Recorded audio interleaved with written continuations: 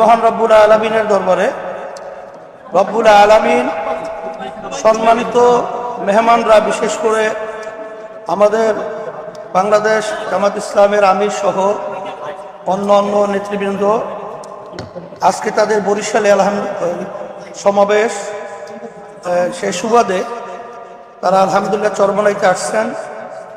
আল্লাহ শুকরিয়া। আজকে আমরা মেহমানদেরকে পেয়ে অত্যন্ত খুশি যে আল্লাহ রাব্বুল আলামিন যেন আমাদেরকে ইসলামের পক্ষে, দেশের পক্ষে, মানবতার পক্ষে আল্লাহ যেন আমাদেরকে ভালো কাজ করার তৌফিক দান করে।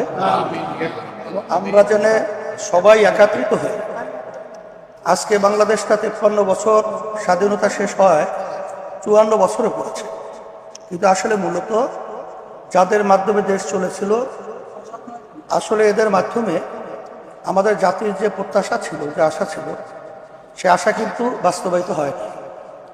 আমরা যেন সবাই পরামর্শ ভিত্তিক এই দেশটা যেন সুন্দরভাবে এবং ইসলামের পক্ষে, মানবতার পক্ষে কাজ করতে পারি, এই তৌফিক যেন আল্লাহ আমাদেরকে দান করে।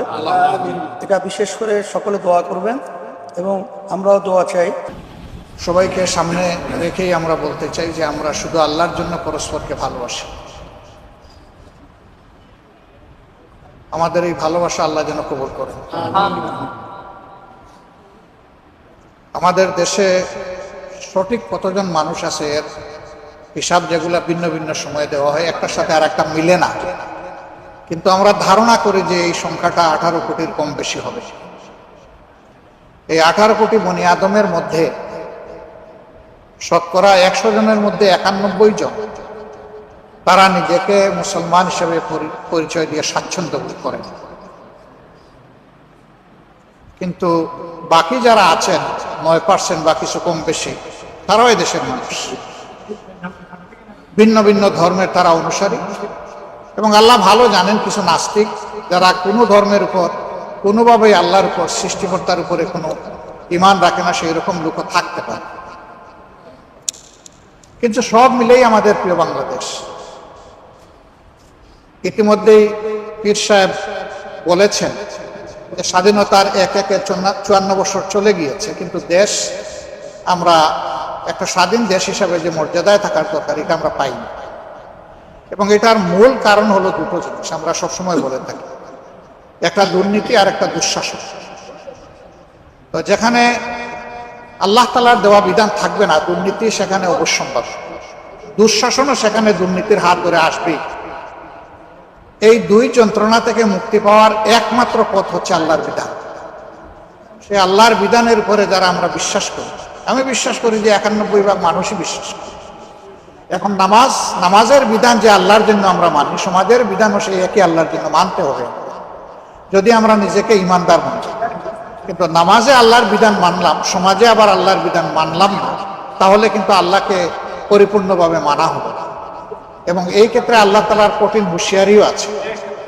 আল্লাহ তাআলা বলেছেন যে তোমরা আমার বিধানের কিছু মানবা, কিছু অস্বীকার করবা, এই এখতিয়ার তোমাদেরকে দেওয়া হয়।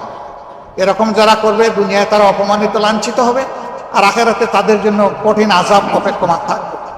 তা আমরা মনে হচ্ছে যে সেই লাঞ্ছনার মধ্যেই আছি। এটা কিছু মানা এবং কিছু না মানার কারণ।